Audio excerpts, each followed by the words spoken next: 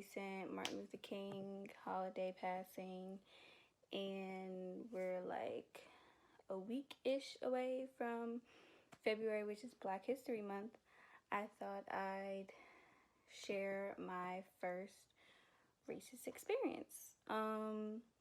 Just to, touch on the fact that yes, as a country or world, we have progressed, but there's still a lot of work to do, and it still exists. So let's get into it. I think this was third grade. Yeah, let me think about the teacher. It was third grade. And just beforehand, like before this happened, in school they would teach about like racism, but it was always taught in the past tense, like as if this is something that happened but it doesn't happen anymore, kind of like how they teach slavery, like, you know what I mean, like it was just like a, oh, Jim Crow, and then that was it. So let's just say I wasn't prepared for the incident, because even my parents, they didn't have the talk with me. But I was like, again, this is like third grade, like who has the talk in third grade?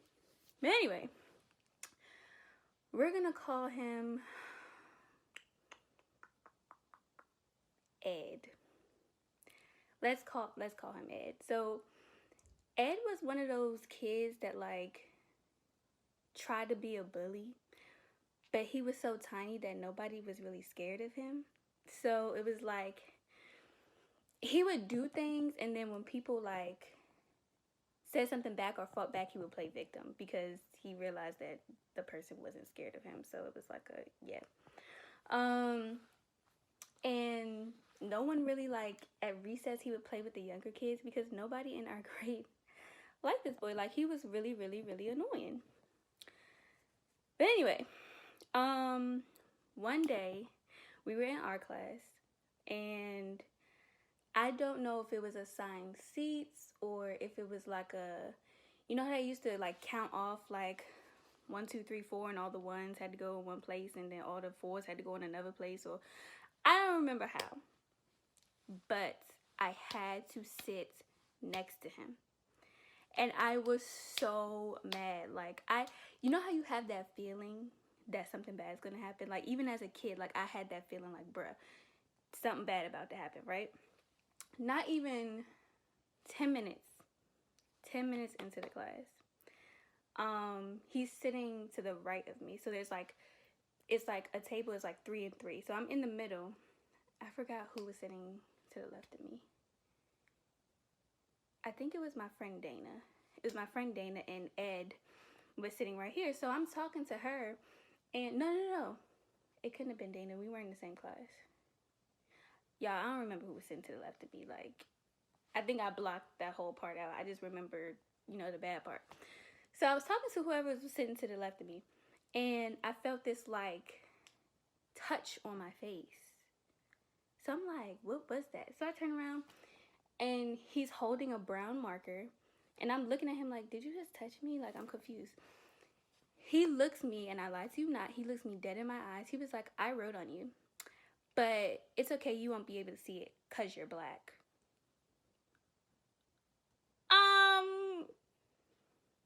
Huh? Like, what? I literally sat there and I was like,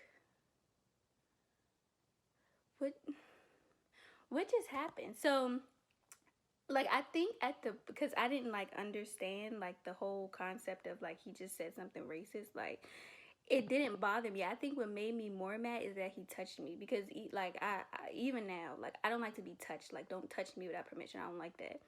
Not only did he touch me, he wrote on me. So like I think I was more upset about my personal space being violated. But so whoever was sitting next to me called the art teacher, and the art teacher was like this hippie lady. She had like freckles, and she had like long blonde hair. She like literally looked like a hippie. So when we told her, she was just like she didn't know what to do. Like, she just stood there for like literally, it felt like 5 minutes, and we were all just staring at each other and then staring at him like what. So then I guess she just separated us. I remember him getting up and moving somewhere else. But like I'm still heated. Like I didn't even finish whatever we did. I remember handing it to her and I knew it was undone and she was just like, it's okay. Because I was so mad. So I think she must have told our teacher or whatever. But the teacher never came up to me and said anything. And I knew it was a Friday because I went straight home. Usually I don't go. This is like when I was going to DC school, so I was staying with my grandma, but I went to the Maryland house, so I went home. And so I remember my mom calling, and I'm shaking. This, like, y'all, this really pissed me off. So I remember my mom calling the house, and she was like, I need to know exactly what happened. Being all dramatic. So I told her, she was like, he actually wrote on you, like he touched, like he made physical contact. I was like, girl, yes, he wrote on me. She was like, did you see it? Mind you, I didn't even think about that. Like I didn't even go into the mirror and see if he actually wrote, like if there was marker on my face. But she was like, did you see the marker on your face? I'm like, no, I didn't go, like I didn't look in the mirror. Like I know I felt him touch me. So anyway, we had the conversation. My dad came home too. We talked about it, and then it was just like nothing happened for the rest of the weekend. So I'm thinking it's over, like, right? Whatever. I go to school on Monday, and this is how I knew, like, again, something was about to happen. Because usually my mom just drops me off, and we had to line up. I don't know if like every school did this, but like we had to line up outside and share like our classroom lines or whatever. And then so my mom stood with me in line. So I'm like, why are you still here?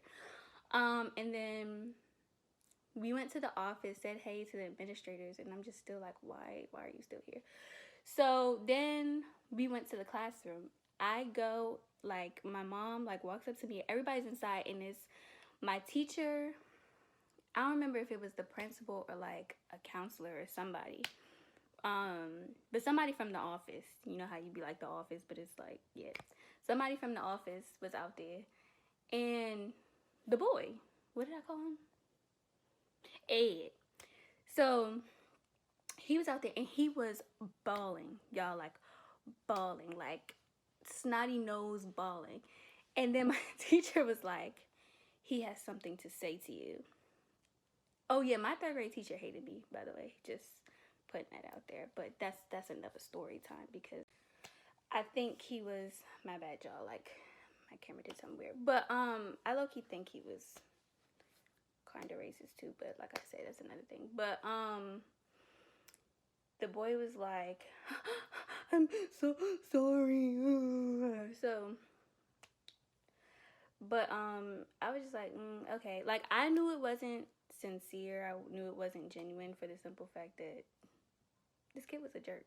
Like like that's the only way to describe him. Like he was a jerk. Like so I knew he was only saying sorry because or whatever. He even tried to throw in there that people are mean to him.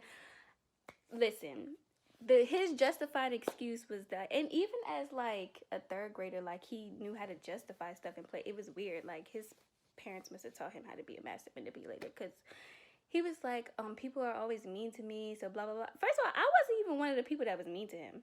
Granted, I would laugh at him, but like I didn't like verbally make fun of him or pick, you know what I'm saying? Like nobody really picked on him. The only time we had interaction with him is because he was rude and he was mean to other people. Like I said, he tried to be a bully and it didn't work. So I knew it wasn't sincere. I just said okay just for the simple fact that I was one of those kids that liked school and I just wanted to go to class. So I said okay. Looking back at it now, by the way, we had a, what do you call it, reunion for like our 12th grade year. So like we were all going off to college, so we had like a little elementary school reunion. Y'all, this how I know karma and God is real. This boy had a comb over. If I could find a picture, I'm gonna put it in. A comb over. We were all like 18, 17 or 18 going off to college. This man had a whole comb over. How you got a comb over? Like it legit was bald right here, and then he just child. But anyway, like looking back on it, I realized that, like I said before, it's racism is one of those things that it exists, and unfortunately, I feel like every black person, whether you're male or female or whatever, in America is gonna have at least one racist experience. Unfortunately, I had to have mine at 9, but then again, it like prepared me because I've definitely had more prejudice racial experiences like after that. But it taught me young that like some people are like they're hateful, and I don't think people are born racist. Like he clearly, back then I thought it was him. I can't blame him. Like now in adulthood, yes, but I can't blame him because he clearly learned that from somewhere. You know what I'm saying? Like he was raised by racists. And I was like, I used to, how do I say this? Like for until about like 6th grade, when I had other white friends, I thought all white people was racist. Because like I really thought that, and that's not funny because it's like, but then again, it's like it's how they generalize us. Like you one rotten apple can spoil the whole bunch, and that's basically like for a long time. Like I would tell my mom like I would be uncomfortable around white people, which is why she always put me in diverse places because she didn't want me to be like that. Like she didn't want me to be uncomfortable around people who didn't look like me, which is that's another reason why I always had like a group of friends that was diverse. I got Asian friends, white friends. Hell, when I was in Catholic school, I used to hang out with the Greek girl and the girl that was from London. She was black, but she was English. Like, you know what I'm saying? Because I never want to be one, ignorant to other people's cultures, and two, I don't want to feel like I'm less than because I'm around somebody that doesn't look like me. So that just, it put me in a place, in a mindset where it's just like, I pray for people like that. Cause it's just like, that sucks. That sucks to just get up in the morning and then look at people that don't look like you and be like, and feel disgusted. Like, why? And why do you teach your children these things? Like, why are you upset?